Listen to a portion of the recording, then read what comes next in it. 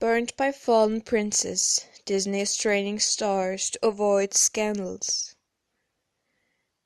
In the last few months, Bella Thorne was tweeted a photo of herself, wearing nothing but high heels, and also Snapchat a pic of her newly pierced nipple, seen through a sheer pink top, and one of her sharing a kiss with a Boston Paul during a vacation to Mexico.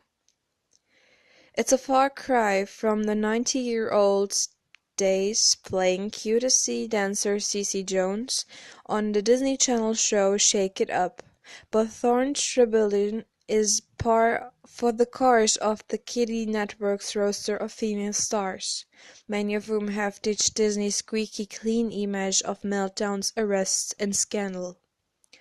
Last April, 23-year-old Debbie Ryan, the actress who starred in Disney's Jenny, was arrested for DUI and pled no contest to the lesser charge of reckless driving after crashing her Audi into another vehicle in Los Angeles. Demi Lovato, who appeared on Disney's Sonny with a Chance for 2 years, has been candid about her battle with drugs and alcohol as well as bulimia and self-harm. Last April, 2 months after her Disney XD show Lab Rats ended, then 20-year-old actress Kelly Berglund was arrested for using a fake ID. There was High School Musical star Vanessa Hudgens' nude photo leak of 2007 and Miley Cyrus' barrage of hypersexualized, pot-smoking antics. And one cannot forget Mickey Mouse Club member Britney Spears' epic shaved head umbrella trashing meltdown a decade ago. Her former manager Sam Lutfi said in a lawsuit that Spears was on drugs at that time. While Stars Gone Bad is not a new phenomenon, Disney's shelter bin flock trashing its quickly clean image faster than you can say Mickey, letting the world know that they are a sexualized being and unshamed to party. Recently, Disney has tried to provide more guidance to its young stars with classes focused on healthy living and social media responsibility.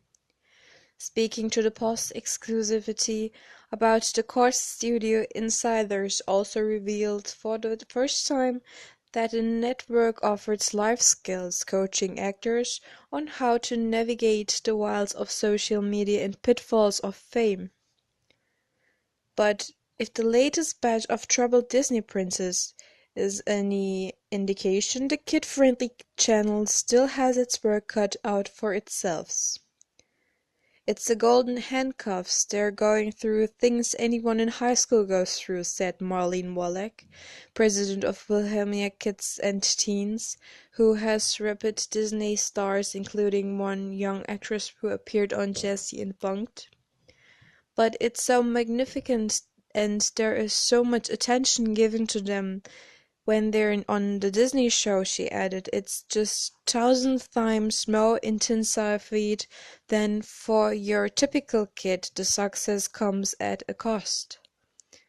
Anneliese van der Poel, now 32, saw the cost firsthand. From 2003 to 2007, she starred alongside Raven Simon on the Disney Channel's That's So Raven. She pointed out the Post that it's more than just the bright spotlight that separates the network stars from the average 60-year-old. "You have all these things that aren't accessible to other people," says van der Poel, who managed to avoid the public pitfalls that have plagued so many of her fellow stars. "You don't really necessarily have to answer to anybody except at work, who's telling you you're great and fabulous all the time because they need you, and you have all this money and sometimes you don't always know what to do with it. You're on this weird roller coaster cashing a high. What can be better than that?" "What, to drug essentially?" she asked. "Just going to the movies or chilling at home isn't going to be as fun much because yesterday you made $1 million on a commercial set and everyone said you were great."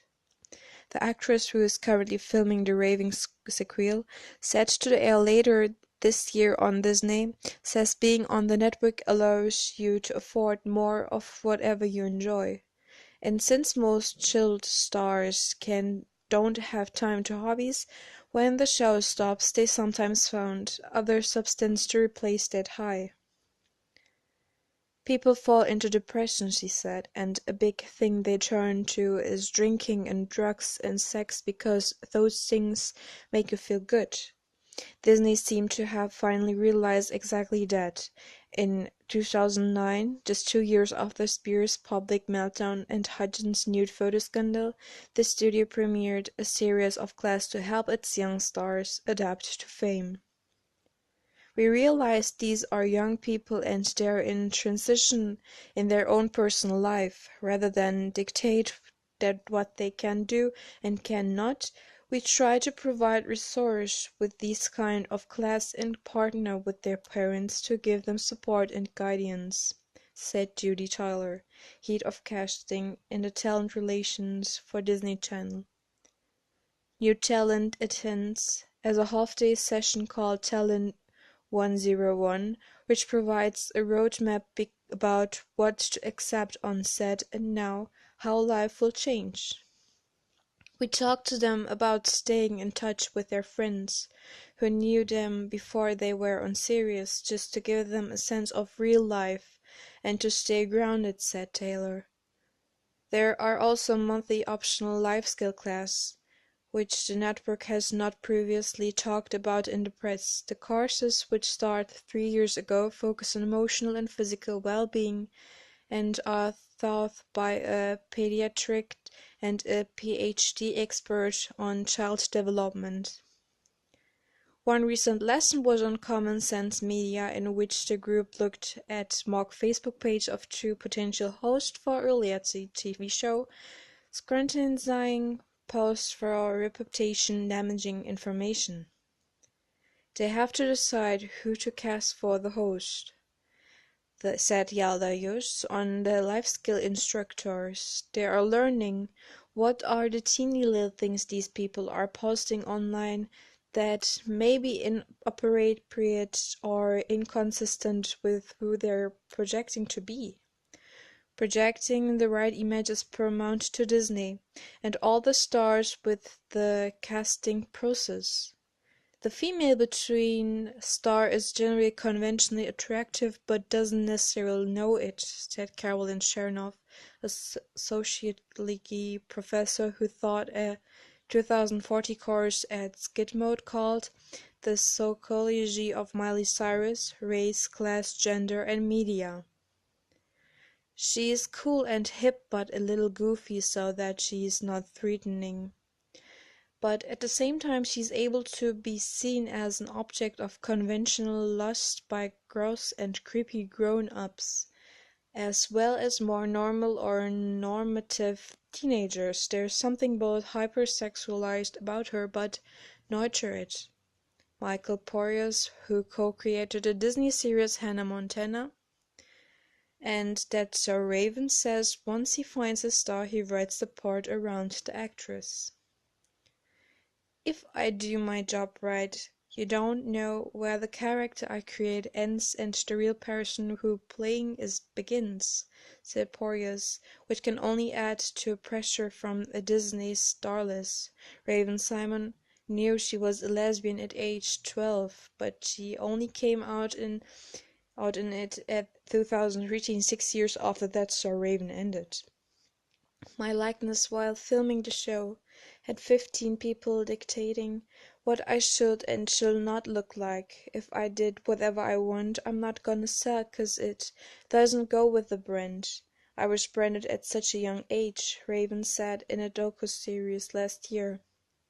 She admits that while on the TV show, she simply assumed that one day she'd enter into a sham marriage with a man to maintain her picture-perfect image.